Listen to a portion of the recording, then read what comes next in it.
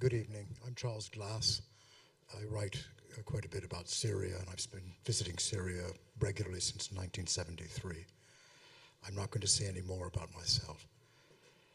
It's very rare that someone is called upon to introduce someone who actually does need no introduction, especially after that film. Mazen Al Hamada, please.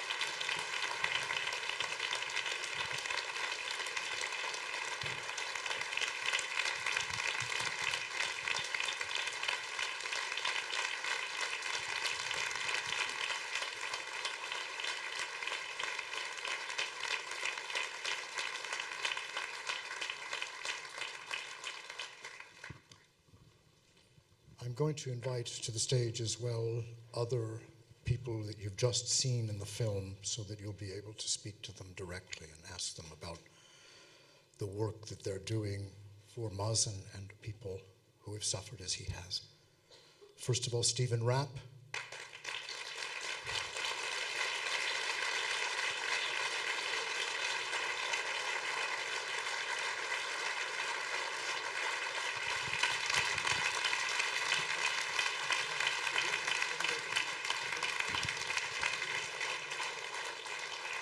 William Wiley.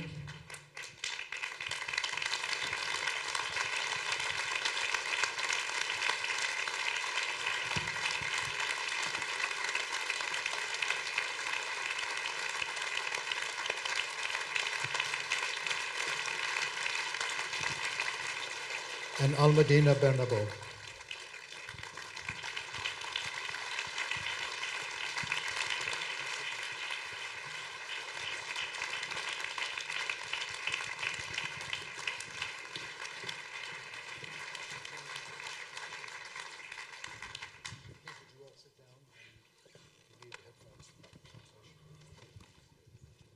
Before we begin our discussion with the principals in the film, who are seated in front of you, I want to invite the director and the producer of the film, Sara, the director,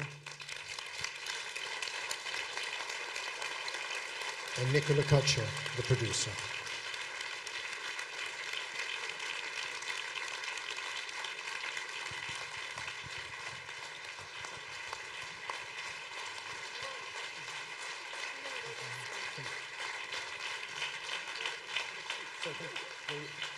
Apparently you will, the drill is We're supposed to stand. No, we're going to do this in a slightly different way. We're going to stand and talk a bit about the film, and then you're excused. Yes. Now, Sarah, what possessed you to make this film? In January 2014, I saw the Caesar photographs because they were made publicly available, and I thought, this is going to change things. These are so horrific. They show such astonishing evidence of mass atrocities. Something's going to happen. And then months went by and nothing happened. And I, as a director-producer, I was being asked to make films about ISIS. And obviously, we should make films about ISIS. But I just kept thinking, why is everyone ignoring this? And I was really interested to investigate it for myself and, find out more about the photos. It's a good question, because when the pictures first became public, we heard a lot about them, and then suddenly it dropped off a cliff. I might ask your colleague. Yeah, well, and a lot of people didn't hear about them. Even though it was a breaking news story, I still think a lot of the general public don't know about the photographs and are really shocked that these images that are reminiscent of the Holocaust didn't get more attention and haven't caused more action. And now that you've made your film, what do you hope it will achieve? Both of you. Yeah, I mean, we want the detainees to be freed. If this film has upset you or affected you, then I would ask you to put pressure on your governments, to put pressure on the Syrian regime and free the detainees. I agree with what Amnesty International have been calling for. Independent monitors need to be sent into these places. If nothing bad is going on, then let's see inside these places. And the Syrian regime has reacted to pressure before, for instance, on chemical weapons, when there was, pressure put on them. Okay, there was a threat of force behind it. Then the Russians stepped in and, said to the Syrian regime, you need to let monitors in and take the chemical weapons. And I just want this issue to be brought higher up on the agenda, because I can't stress enough, those people are in there. Mazen's family are in there. And we need to do something to get them out. So thank you both very much, and I think we all would like to give you applause again for this magnificent film.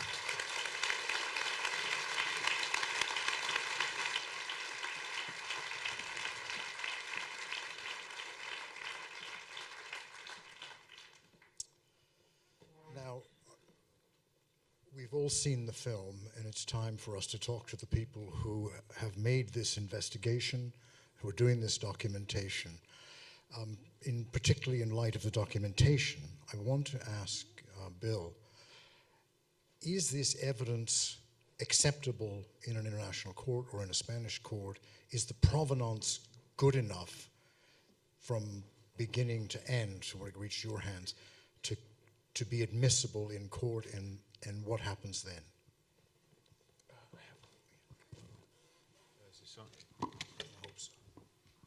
Is it? Yeah, okay. Yeah, thank you very much for coming.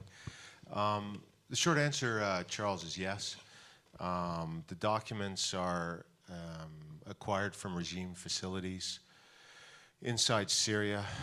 In the main, it falls into three categories: security intelligence materials, which is what's most germane to the film we've just seen, military materials, and again, particularly germane is political materials or political structure materials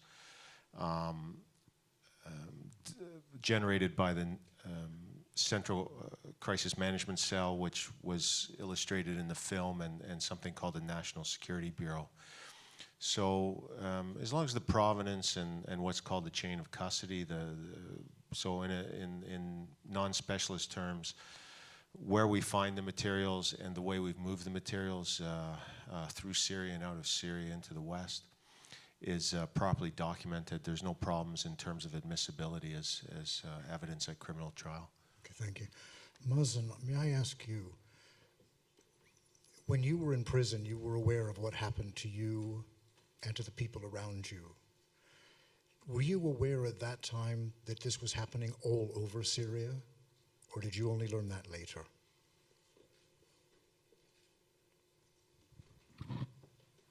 طبعا احنا اول شيء مساء الخير على الجميع ويسعد مساكم وعلى حضوركم جميعا. نشكركم من كل قلبنا على مشاعركم الجميله تجاه الشعب السوري وتجاه المعتقلين. طبعا احنا بالمعتقل وقت اعتقلونا لسه كان الحراك سلمي، ما في اي عمل بسوريا، فكان الاعتقال بالبدايات شهرين ثلاثه بيطالعوك تماما. بعد سنه 2012 هون بلشت المحاكم الميدانيه وبلشت الاعدامات.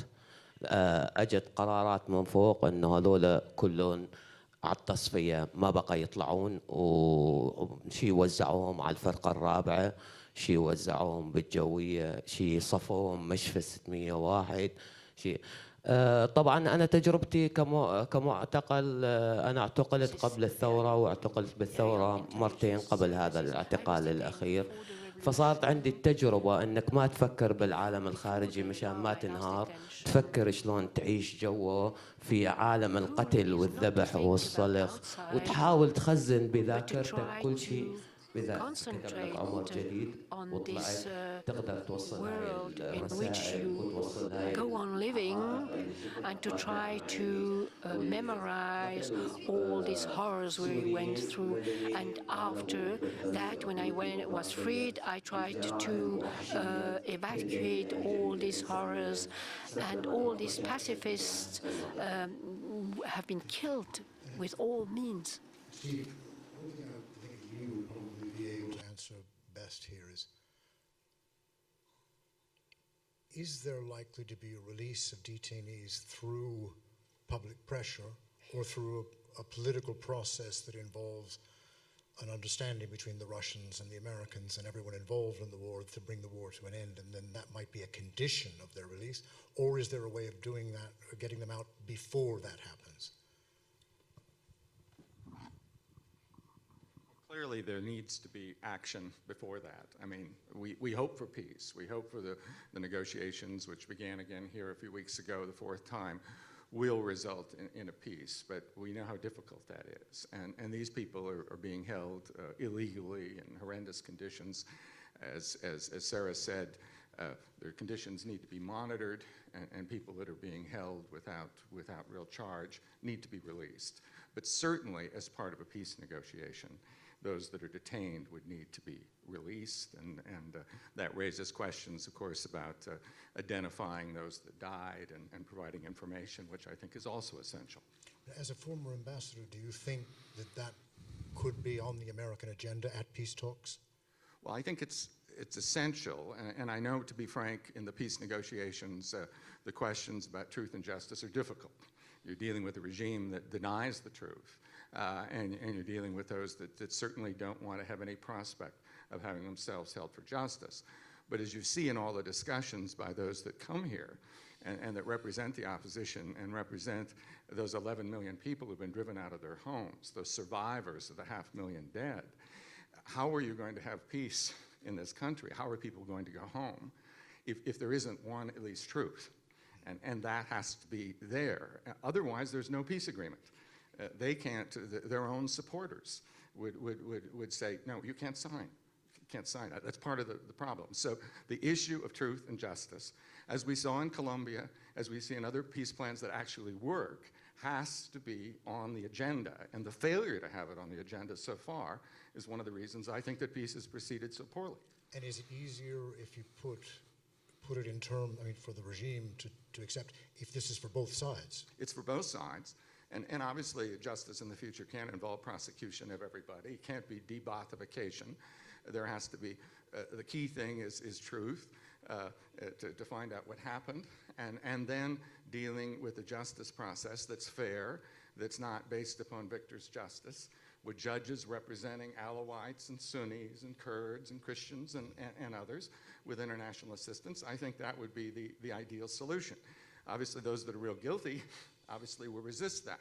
And you can't get it perhaps explicitly in an agreement, but the idea that you'll begin a process to work through that as part of the future of Syria is an essential thing. And to the extent it's not in a peace agreement, I can't imagine anyone who represents the opposition signing the agreement. And they said that much to me. And Almudena, what is going to be the role of a Spanish court in this? Well, first, could you explain for us again the jurisdiction issues and what outcome you expect?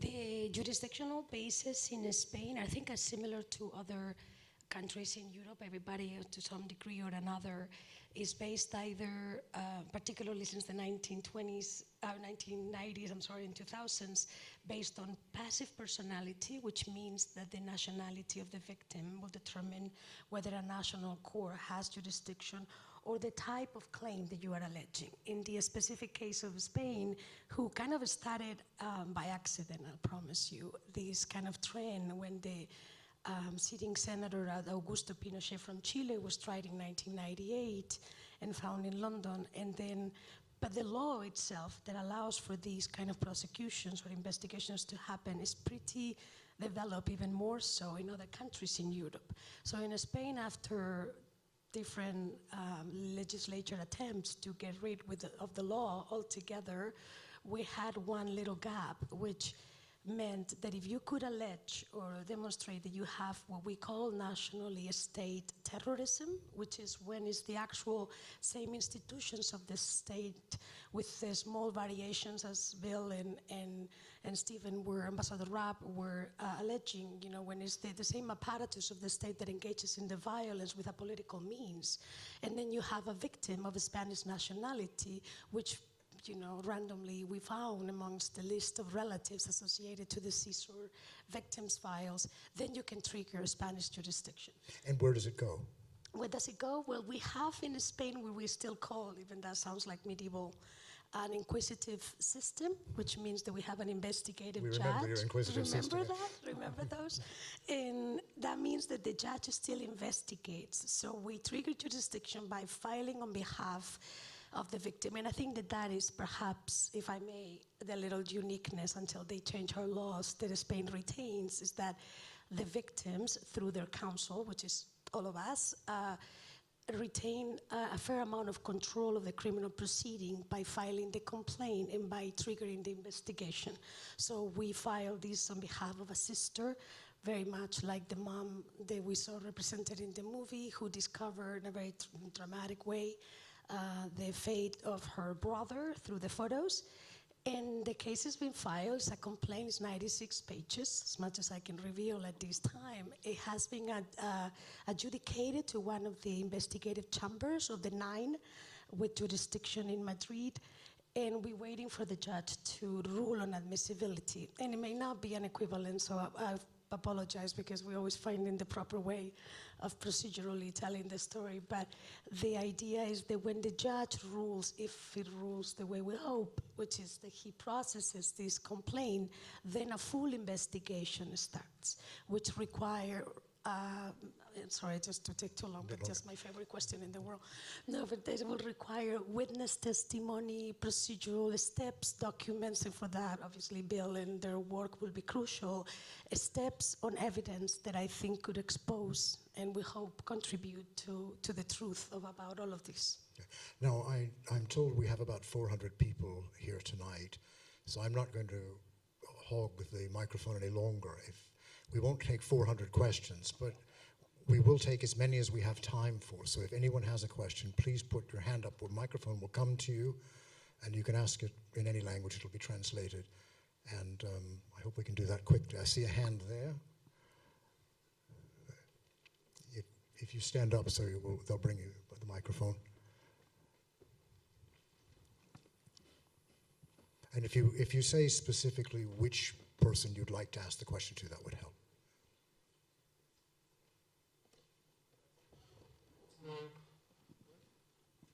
Can you hear me? Yeah. A question to Ambassador Rapp. Do you believe the Syrian question would ever be resolved unless Russia and the United States reach an agreement on the subject? Well, I believe that justice is possible without that agreement. Obviously, we see it in Spain, and new cases happening in Germany. Eventually, there will be a new government in Syria. There has to be, and the Syrian people will move forward on that question. But I don't, the idea that, it reminds me of some of the, I've spent a lot of time prosecuting in Africa. People say we need a deal, we need to have people sit down and negotiate that they're going to forgive the crimes that were committed against the innocent. It can't be just that kind of high-level deal. It has to be a deal that reflects the interests of the people. Did you ask if there would be peace or if there would be justice? I said that if there would be a resolution. A resolution. I don't think he was asking about justice. I think whether the war would end without an agreement between the U.S. and Russia. Well, that's a political question, not a legal question. It's a political question. I mean, I think that justice is a key part of it. Clearly, various states, including Iran and others, need to be involved in pushing for peace, and that hasn't happened to date. And the involvement of world powers and those that are arming and training and involved in it, particularly Russia and Iran, is absolutely essential. So that's key to getting there. But as I say, that is not sufficient. There has to be an agreement that's acceptable to the Syrian people. It can't be an arranged peace. Another question? The gentleman to the right and someone in the far back on the right. Whichever one can receive a microphone the most quickly. Maybe you could take the second microphone to the person in the back there so we can go quickly to the following question. Please. please, if you would stand and say to whom Je you would voulais like. dire mon admiration. I would like just to say my admiration for Mazen. He is a very worthy representative of mankind. Thank you for your courage. I would like to know, it's maybe a short, like a story. I am a war journalist. I've seen terrible things on the field, but never of that kind. Does this somehow help to resist, knowing that somebody of Amnesty International came to visit you in the prison, or if there is a demonstration in Geneva, for instance, or if ICRC who can visit more prison, try to get in touch with you? What does it change? Do you feel a bit less alone, a little bit better protected, this in spite of all the horrors around you? And Mr. Rapp, I'm wondering whether you are still free because of your new government.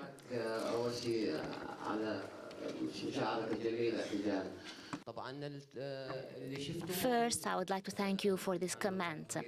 All what you have seen was based on an Amnesty International report, because Amnesty International has also helped in showing the 13,000 photos, the Caesar photos, but this is only 1%, a drop in the sea of what the Syrian regime has committed in terms of atrocities.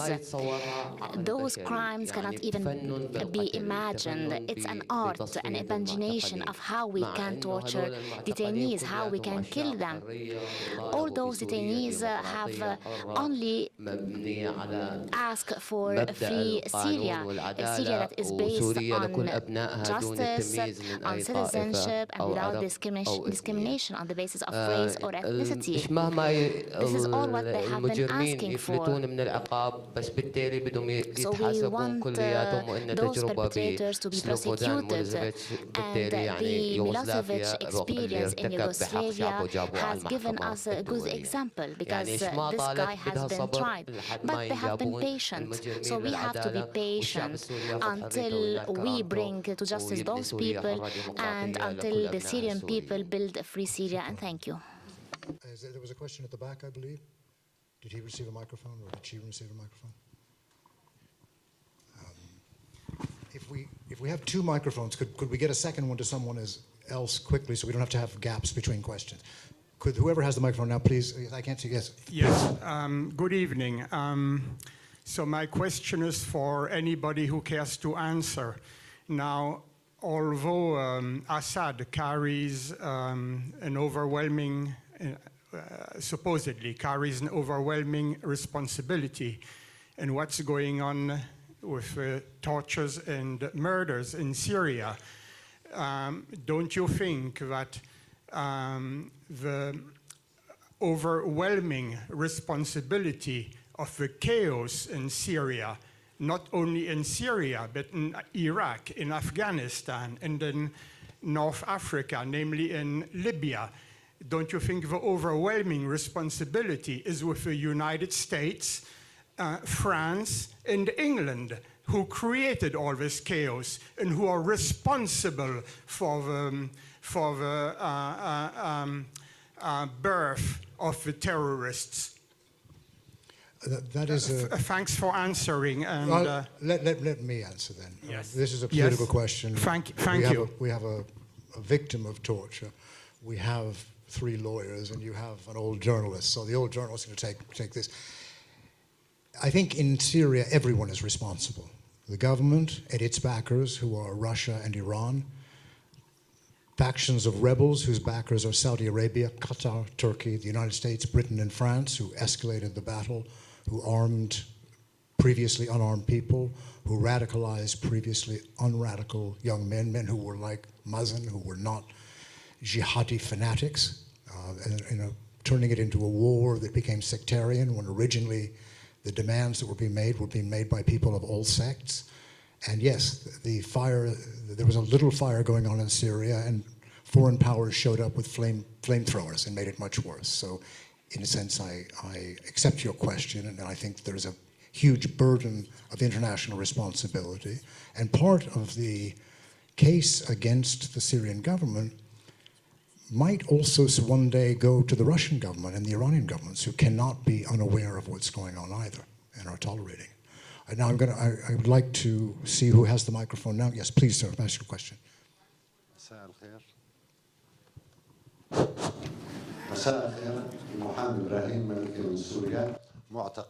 My name is Brahim Al-Malki from Syria.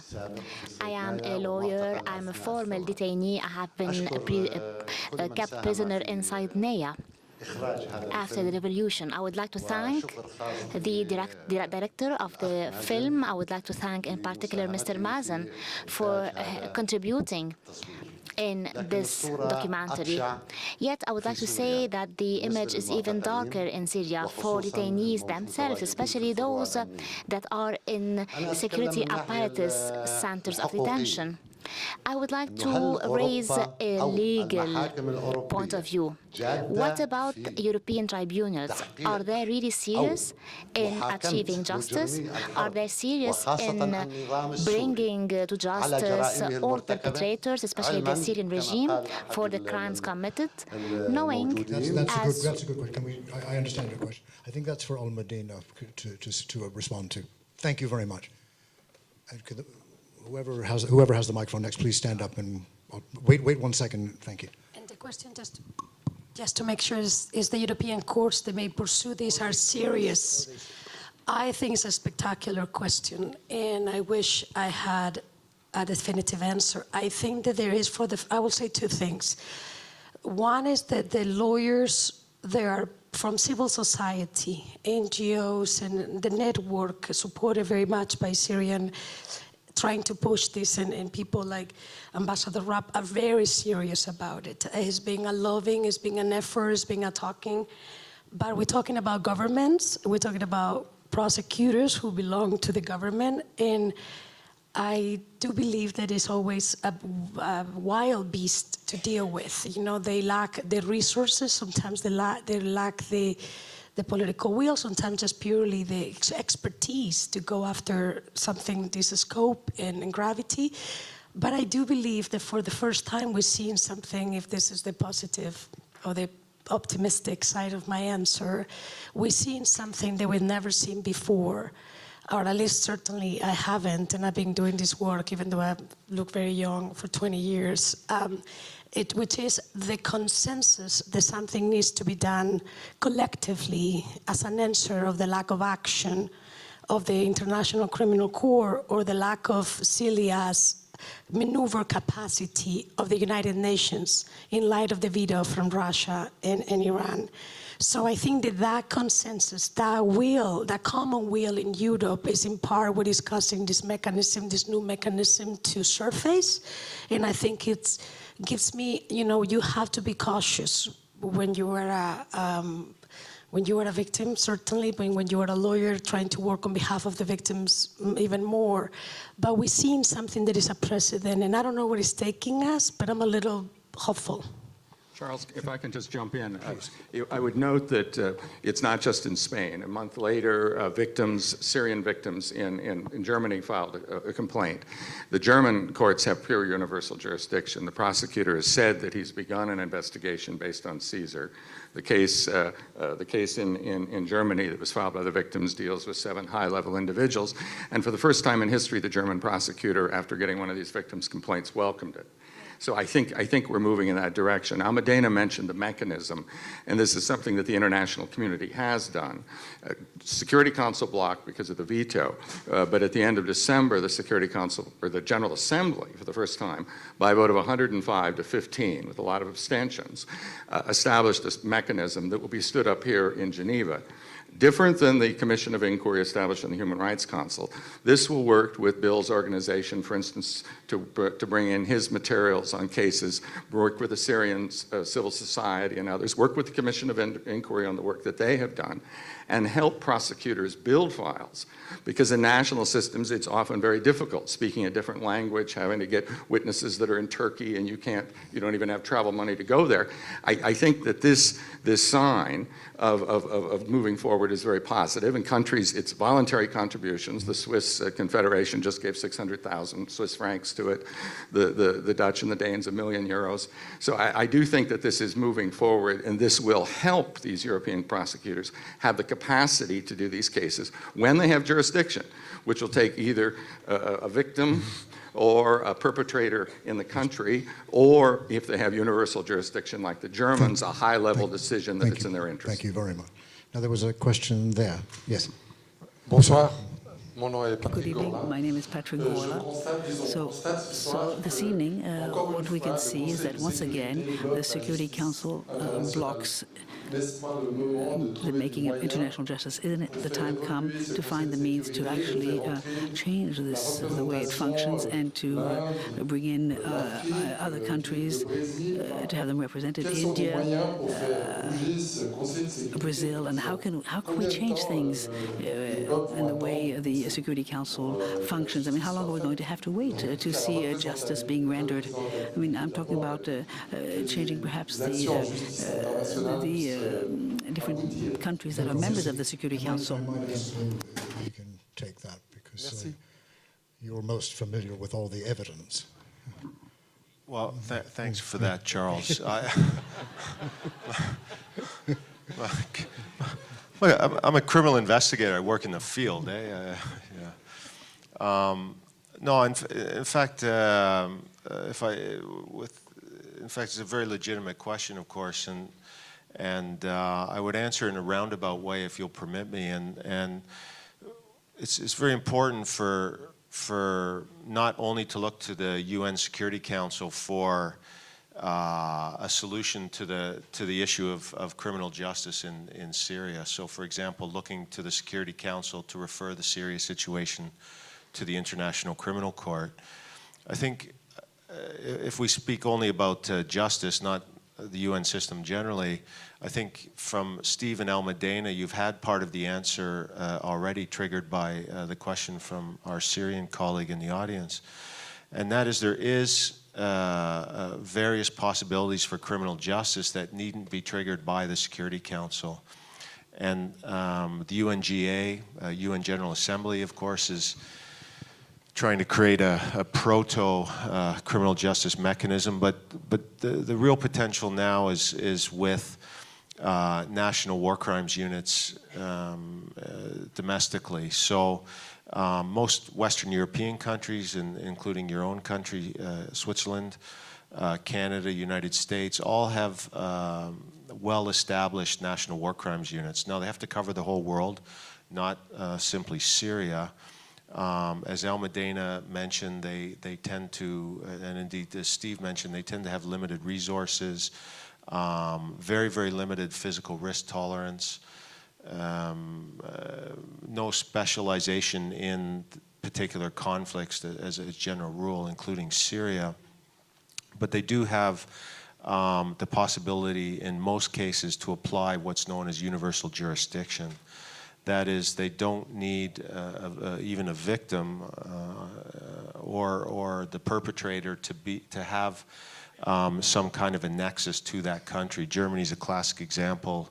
Indeed, my own country, Canada, amongst others, of prosecuting war criminals who turn up on our territory, but have perpetrated crimes that have, no connection to Spain or Germany, Canada, and whatnot. And so I'll just conclude this roundabout answer to the Security Council question by saying that whilst we haven't seen much in the way of prosecutions or let alone arrests of Syrian regime perpetrators of any level, there's a great many perpetrators in Europe at the present time, generally of relatively low level, but there is some mid to upper level perpetrators that we're aware of, most especially in Schengen zone.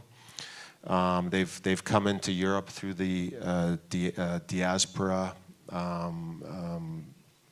more or less when Germany welcomed everyone in who wanted to come. And it's natural that perpetrators will, not just regime, other perpetrators will get into Europe by this means. And it takes some time because of the resource issue for the national investigative and prosecutorial units to get organized. But to give you an example of what's happening now is my crew, we're currently working with 12 different countries, 12 different national prosecution units. And last year alone, we had a little bit in excess of 400 requests for assistance from national authorities. And not all were concerned with Syrian regime offenses, but certainly the vast majority were. So I think there's every prospect to be optimistic that we will see quite a few arrests.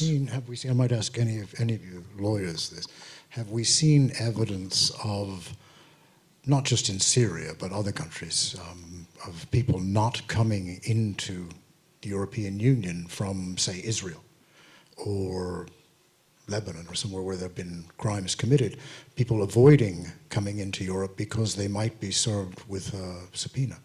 Have you seen evidence of this? Oh, yes. I was making a reference, I'll just go ahead, because it was the suffering in the late 90s and early 2000s, and I'm sure many in the audience remember there was a little bit of a euphoria of filing some of these cases. I think that was perfectly okay, but some of the cases were maybe not criticizing, thought through, and there were cases specifically, for instance, you may remember in Belgium, against Father Bush, and at the time, Sharon, the president of Israel, which kind of... Prime Minister, thank you, which really shifted a little bit the service of universal jurisdiction. Countries got into panic and started their legislature to limit them substantially. And I think that it was a moment where they were definitely avoiding Western Europe. I remember when Rumsfeld was, what was Rumsfeld? The ambassador? What was his? Defense Secretary. I live in the United States, but try to forget about these people. So when he was Defense Secretary, he had been invited several times to give conferences in European countries. And because of the work that I do between Canada and the United States, where I spend most of the time, we knew through the classified documents from the Department of State and European embassies that he had specifically said, I'm not going to those countries because they're going to sue me. So there is a little bit of that. The effect that it doesn't seem to be having, and I think this is what's saddest of all, is it doesn't stop them from committing war crimes. It just stops them from traveling to places where they might be caught. And this is more a personal opinion, but I think that we humans are a little bit clumsy. So I think enough time passes, people forget about making these kind of mistakes, and eventually someone forgets their luggage got lost and they stop in Paris to pick up their luggage or something, and opportunities arise. So I think that the chances of getting these perpetrators is still high. And do keep in mind, there are perpetrators from Syria. They can't go elsewhere. They want to come to Europe. They may feel themselves victims. Victims that lost their area to Daesh, and the extremists, even though, as I think this film and the previous one indicate to some extent, were empowered by the way that the regime carried on. But some of those that have lost their areas joined the stream of refugees, and evidence is building against them, and they're being identified. And so there are some individuals, as Bill has indicated, where we'll have prosecutions.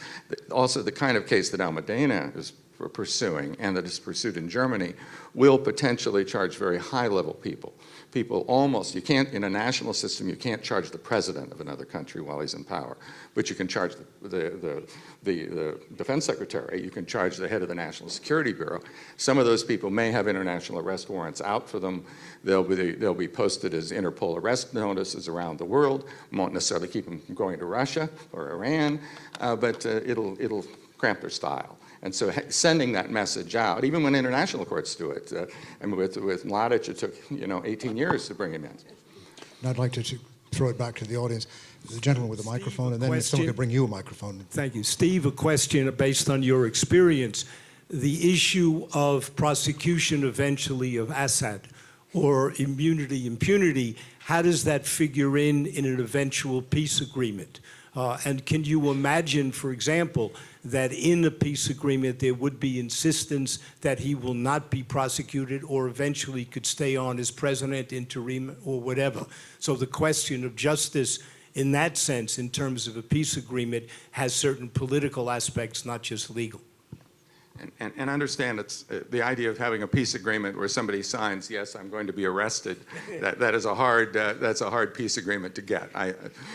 When we talk about justice, Almudena is heavily involved in the Colombian process. There is an understanding by FARC leaders and others that they may face consequences, and they're having to deal with it. They think they have defenses. There may be alternative sentences. People sometimes do sign it. It's hard to imagine Assad signing. But the idea that there has to be some discussion and a structure for justice that can transition into something that could happen in that country, I think is important. The UN, however, since 1999 has been committed that they cannot sign or be involved. De Mistura cannot be involved in a peace agreement that gives anybody amnesty. That's been invalidated under UN guidance. So it's possible that there won't be anything said about the justice issue. It's possible that an Assad could go into exile in Crimea or something like that. There may be exit strategies like that, but it can't, frankly, be something that's agreed to. Understand that. It's illegal under international law, and if it were there, it wouldn't be enforceable. I want to take another question. I see you've had your quite often. Do you have a microphone? Could someone give this woman a microphone? Je crois que j'ai le microphone. Nelson Pereira, je suis journaliste, mais c'est pas comme journaliste. I'm a journalist, but I'm going to speak up as a citizen and not as a journalist. So it's a small digression.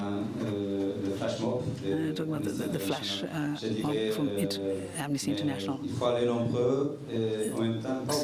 So we shouldn't forget that Switzerland is the fifth country is selling arms in the world. So we're talking about peace and neutrality. But here's my question for the ambassador, Stephen Rapp. I mean, we've had the occasion of speaking about this already. So one day we will be able to obtain that the one responsible for war crimes indirectly sometimes, but very often directly, the one who's most responsible. I'm talking about Henry Kissinger. Could we expect to get him to actually stand in court and answer questions, or will he keep fleeing until he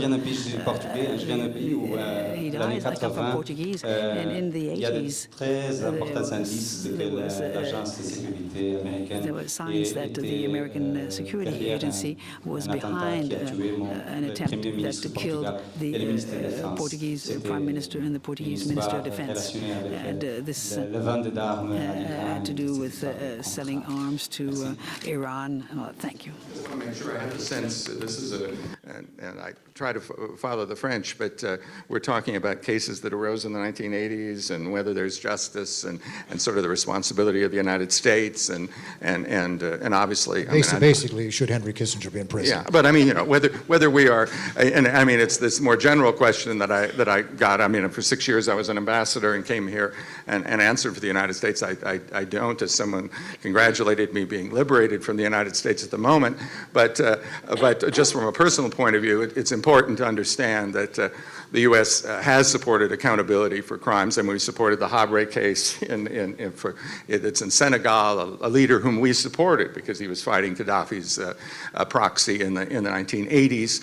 He was convicted, sentenced. We contributed $1 million to that trial, and we're active in the Committee de Pilotage. We've assisted, and I attended the trial of Rios Montt, a dictator supported by Reagan, and our ambassador was there when he was our country ambassador when he was convicted of genocide. A case eventually set aside in their process on a technicality, but still a case ongoing. So one does recognize that countries make errors, and our own country makes errors, and we hold people to account, like the Blackwater Guards who shoot people in Mansour Square. They're great service records, but they get prison sentences of 30 years to life. So it's difficult to hold yourself to account, but you have to be true to your principles if you're going to argue for others. But of course, the U.S. won't be part of the International Criminal Court, will it? No, and under Obama, we became a very active partner of the court, but in the US, we have to get 2/3 of the Senate to vote for something. We can't get 2/3 of the Senate to vote for the Disabilities Convention, even though we have stronger laws on disability that are in the convention. We're the only country that hasn't ratified the convention on the protection, on the rights of the child. So it's very difficult to do those kinds of things. And so the United States has to develop a relationship where it supports the principles, where it works, engages with, and says, and follows them. But it's not as good as joining the court, but it's not politically possible. Okay. I don't know if I qualify as public, I'm sorry, but I just would like, if I may interject, following up on Dr. Warner's question about the idea that the regime in Bashar al-Assad might not be prosecuted. And I want to ask the question to Mazen.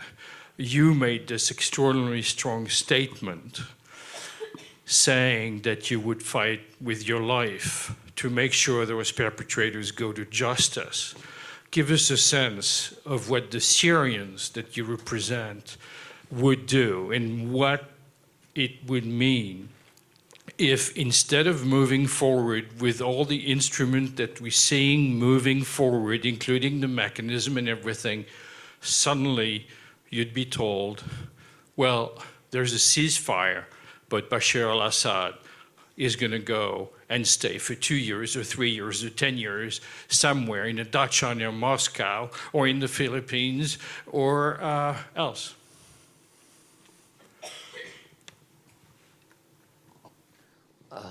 طبعا بس بدي أول شيء أرد عليك. أنا صار لي من طلعت من سوريا من 2014 وراء مستمر بفضح جرائم نظام الأسد المجرم بكل المحافل الدولية.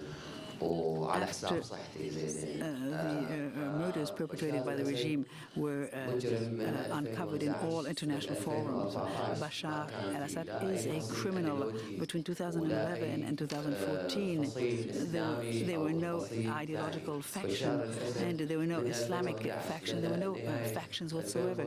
And between 2011 until the end of 2013, Bashar al-Assad killed the Syrian citizens, including any weapons, including those banned, like the chemical weapons used in the suburbs of Damas or Adlib. And the international community remained totally silent, and the Syrian people cannot accept the fact that Bashar al-Assad would stay. I mean, he actually committed a sort of ethnic purge. I mean, and until Syria is free, Syria won't be free until he's gone, and then we'll be able to set up a law that whereby those who perpetrated the crimes would actually have to answer before the courts.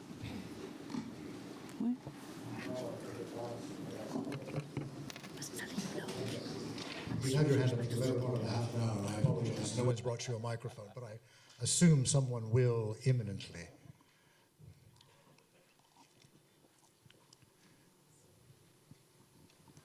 Je voulais d'abord exprimer toute ma compassion. So I'd like to express all my compassion to this young man who suffered terribly, but I feel uncomfortable after watching this film. I feel it's slightly biased and simplistic.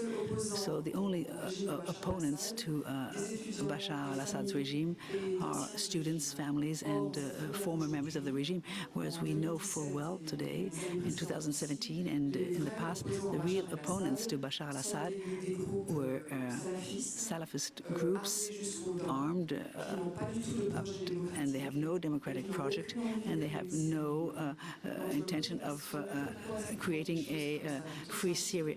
I think it was slightly biased. So the second question is, what is going to happen if Bashar al-Assad is actually killed or deposed, as was the case with other horrible dictators? So it does create a void, which actually led to unbelievable chaos. You've asked the question, let's see what the answer is. Thank you very much for both questions. I'm not sure who's there. Probably Mazen, who is Syrian, should address this question. طبعا قبل ما يصير اي عمل مسلح بسوريا من 2011 ل 2012 الشعب السوري عم يطلع مظاهرات سلميه وكان حتى ما بده الشيخ بشار الاسد من السلطه، كان بده الغاء قانون الطوارئ، تعدد الاحزاب، تعدد الحريات، لكن بشار الاسد ما استوعب هذا الشعب وسمح بالحريات. al-Assad did not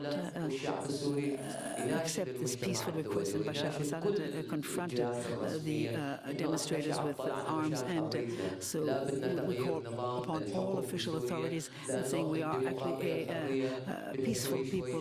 We want change to happen in Syria, and we know that democracy is a long, drawn-out democracy, especially in the Middle East, considering we have political opponents, and there are many Syrians who are against the regime in place before the revolution. In Syria, there are people who are capable of actually governing the country, capable of actually representing all people in Syria. I mean, the Syrian people are asking for freedom and dignity, and Bashar al-Assad responded with weapons and the violation of all ethics, and the Syrian people has a right to defend itself against the crimes it's a victim of.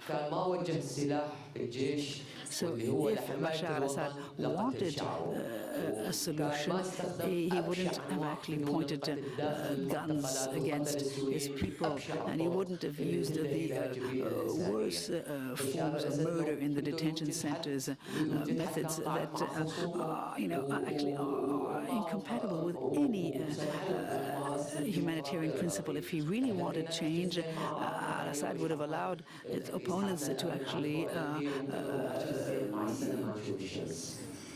apply the democratic process, and we wouldn't have taken the risk of being locked up for several years.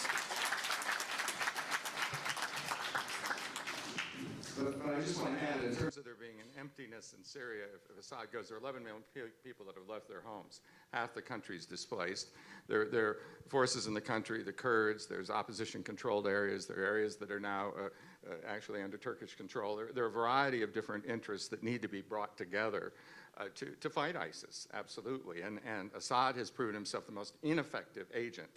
He really led to them becoming as strong as they are. And so if we want an effective campaign, it's not he that can play that role. It's a coalition of the others. I think Sara, who directed the film, would also like to address this issue. Sorry, I just want to reply because you said the film was biased. To say that the opposition to Assad was Salafist is to really deny all of the people, vast numbers of people who went out on the streets and they demanded things that we have here, freedom, free elections. They weren't actually even asking Assad to leave at that point at the beginning in 2011. They wanted reform. His way of responding to that was to actually shoot protesters in the street and imprison them.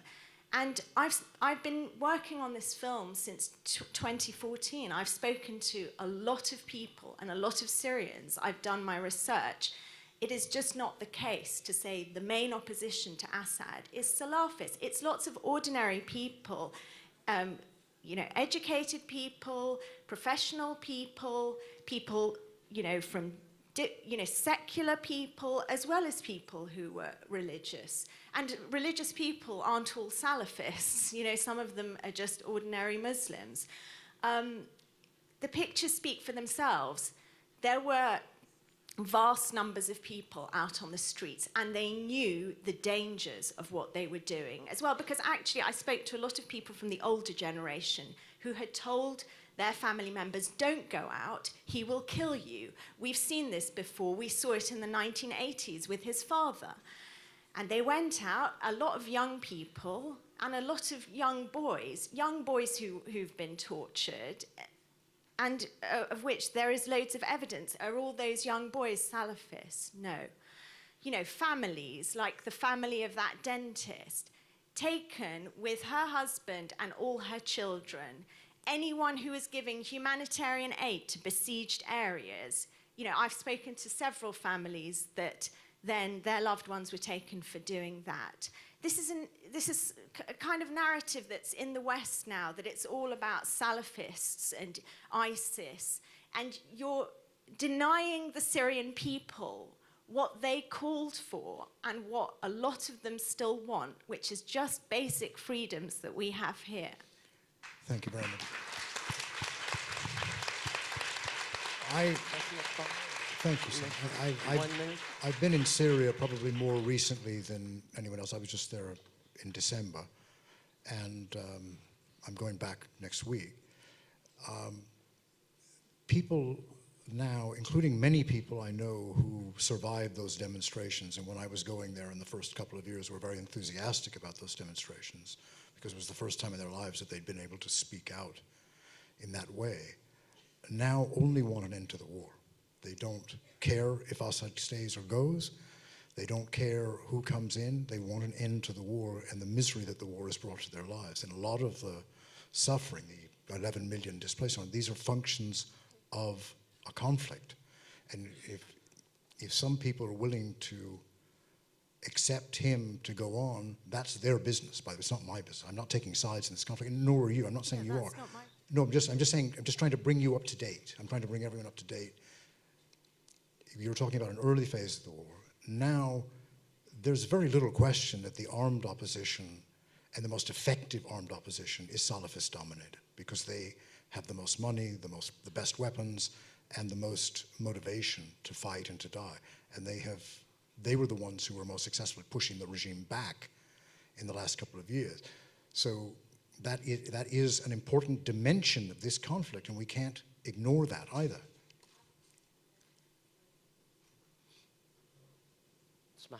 Is it working? Can you hear? Yeah, I'm not denying that dimension, but the film is about... The film deals with crimes against humanity because a lot of these crimes were committed before there was any armed conflict. You know, that's not what I'm addressing. As you know, sure. Your film is absolutely. By the way, your film is magnificent. And it's gut-wrenching, and it should stand as evidence in any court of public opinion. But I think the difference between us are clear now to the audience. So I'm going to go to the next question. I see a hand there. Yes. Thank you. I'm sorry. Well, there's someone there with a microphone. I've been holding it for a while too. حابب أنا أرد على إنه بشار الأسد I would like to answer. Bashar al-Assad in 2003 has formed himself those jihadists so that they go and fight the Americans in Iraq. He would take them out of the prisons in Sadnaya, he will train them, and then will send them to Iraq so that they attack the Americans. Upon their return after the war in Iraq, he would take them back to Sadnaya prison again. Then the peaceful revolution started, but the Free Syrian Army has refused to shoot the people because the people have been asking for peace and security and reforms. And these are the sons of Syria, so they refuse to turn the weapons against their people. This is when Bashar al-Assad has taken the radicals again from the prisons, has taken them out of the prisons so that they do this job. And instead, he has put Syrians that are innocent victims, and he has tortured them inside the prisons. Bashar al-Assad is the father of international terrorism. He is ISIS, but in a tie and in costume.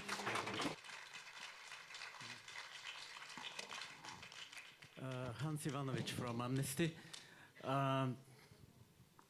We have listened carefully to Mazen. We have seen the pictures, disasters. We have seen really a movie that has emotioned us all. But when I see everything what is happening out there, when I see and listen to this, why is the word, the genocide, not used more than it should in this case? because it is an ongoing genocide. If it would be qualified in that sense, isn't it, from the legal point of view, more power actually to address the international community and the deciders? I'll have to leave this to the legal experts on genocide. Who would that be? Well, a genocide is a very powerful word, and genocide was committed in World War II. It was committed in Rwanda. The courts have found that it was committed at Srebrenica in the former Yugoslavia, but not elsewhere. And genocide needs an effort to wipe out in significant part a religious or an ethnic or a national group. It doesn't apply in the case of trying to wipe out political opponents. A crime like the 2 million killed in Cambodia, there might have been some genocide against the Vietnamese and the Muslims, small groups, but it was a massive atrocity that was a crime against humanity. Now, is there, for instance, a genocidal campaign against the Sunni population? I think we lawyers would have a hard time proving that because there's still Sunnis supporting the government that are in the security services, et cetera. So genocide doesn't fit the term. And we see this unfortunate sort of aspect of, well, if it's genocide, the world needs to act, but if hundreds of thousands are killed and it's merely crimes against humanity, we don't need to act. And I think we both have to recognize both are mass atrocities, and we have a responsibility to act, certainly to act to hold the perpetrators to justice in a national or international court. Thank you. I think we have time for about 3 more questions, so please, if you proceed. Can you hear me? Yeah. Thank you very much to all the panelists, and thank you to the director and to Mazen for exposing the hard truth that hurts us as well. My question is directed to Mazen more. I know it's hard to imagine Syria in a few years, but do you see yourself, an activist, but also a former detainees and people like you, play a role not only in bringing out the truth, but also in the reconciliation process and all that? Could you see yourself involved in that process? Thank you very much.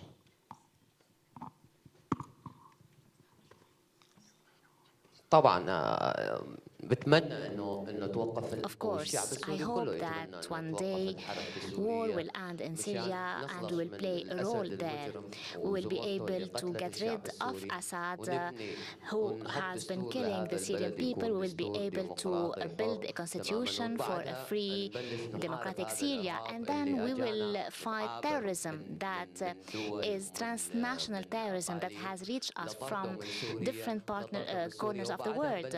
We will be able to build bridges of confidence and trust among Syrians. Because of Bashar al-Assad, there is today a civil war among citizens of Syria. And up to date, the Syrians have the confidence that one day we will go and overcome this, and our main enemy is Bashar. And I hope that this will come very soon, so that peace will prevail everywhere and we will all play a good role in establishing reconciliation and truth. And there will be again the spirit of partnership, of friendship among Syrians, and this relationship will be based on citizenship, on justice and human rights. Thank you. Bonjour, je vais parler en français. I'm going to speak French. I am a Swiss of Syrian origin. I am an activist here and would like to answer to this comment made by the lady, because it's a comment you hear all the time. If Bashar al-Assad leaves the power, it's a void in Syria. But it's horrible to say, when you think about what he has been doing up to now, he has just triggered He just triggered a flow of refugees, over 5 million. He killed nearly 500,000 of persons. I'm sorry, do you have a question? I just would like to say that this void, and I'd say this to all the person present here, if it were my country, if there is one guy who starts to kill his own people, who starts to destroy his own country, do you want to keep him? So so that we have no void. I think that in Syria you have many people who can govern the country, but if they are against Assad, they are going to be eliminated by him, and this is the only problem. Thank you. Yes, madam. Thank you. My question goes to Ambassador Rapp and Mr. Wiley. As it seems that we're going more and more toward a world where heads of states can choose what is fake news, what is not, where they can deny with a smile on their face. If you had one advice to the next generations of data collectors, truth builders, what would it be? Thank you. Well, Bill can answer this question, but it's one of the things this mechanism will confront. With the Caesar films, for instance, we have Assad in this film saying, oh, this is all photoshopped. No, I gave it to the FBI. The FBI reviewed the films with metadata.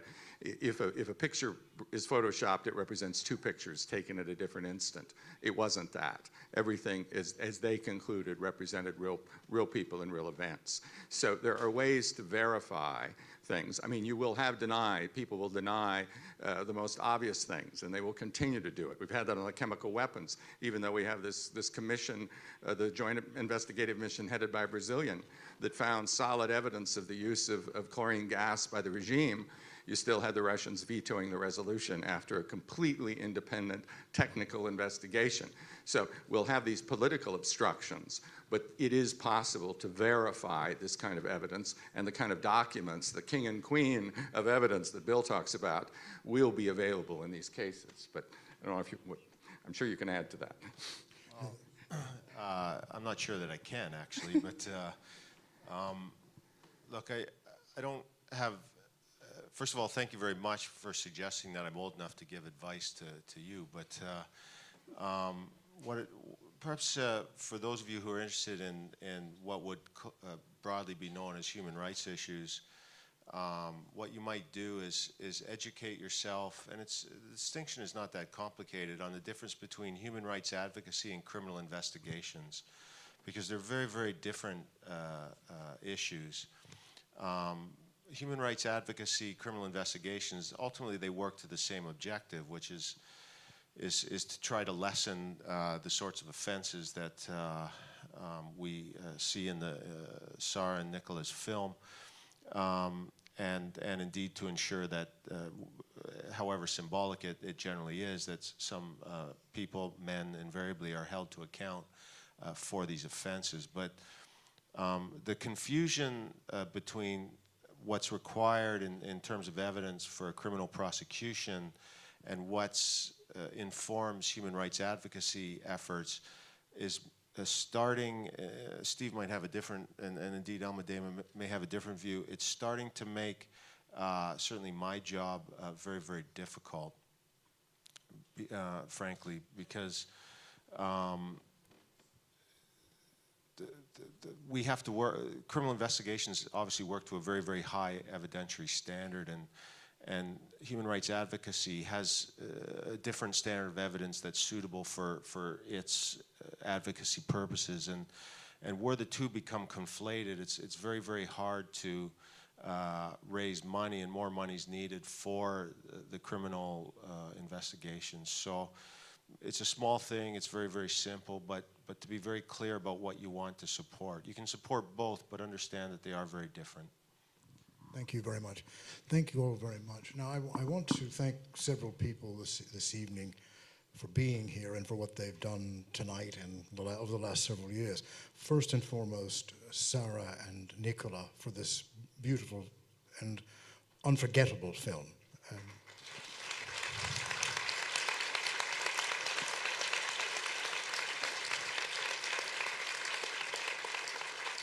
I would also not want to forget the interpreters who've been helping us with Arabic, French, and English throughout the evening. It's a very hard work, and they have to concentrate very hard to do it. So thank you very much for your work.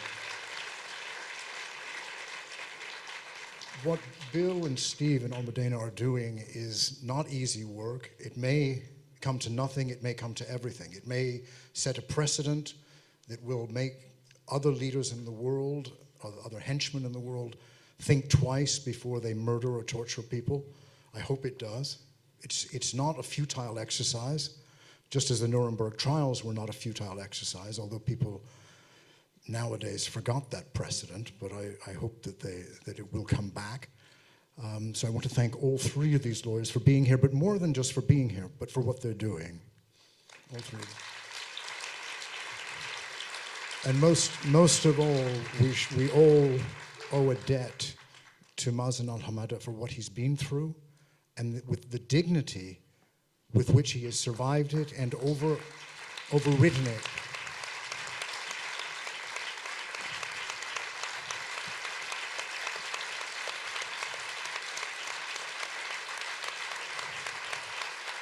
And I want to add that Syrians can be proud to have such a son of their people as this young man.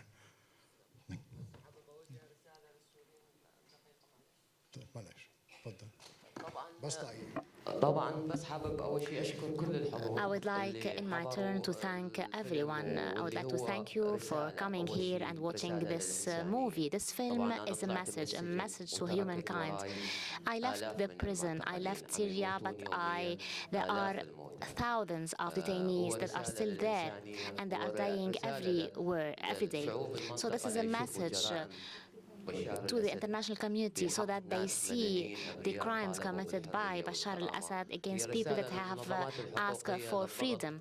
It's a message also to those who are activists and would like to pressure their government so that they open one day and file cases against Bashar al-Assad. My thanks go to all of you from all my heart. Thank you for being there, and may the peace of God be upon you all. And finally, I want to invite Philippe Motta back to the stage, if I may. He's the man who's responsible for this evening, for all of our being here, for all of you being here and organizing this, I think, magnificent occasion, and very informative and touching for us all. Philippe. Thank you, Charles. Thanks to them. Sara, Nicola, please do come on stage. Vous dire merci d'être là, merci de votre. Thank you for being here. Thank you for your commitment. Thank you to this extraordinary quatuor with Mazen's team, Almudena Bernabeu. It's a great honor to be on the same stage as you are. Thank you to Sara. Thank you to Nicola. It was an outstanding evening. I hope that you were as much interested as we were. Thank you, Charles Glass. And I go a bit down. May I ask you to leave the room, but we can go on in our discussion as we do usually at the Babel Cafe for those who do know this house. Thank you to the whole team of the festival. Thank you to the partners of the Federal Department of Foreign Affairs, and thank you to Amnesty International, and thank you to you all.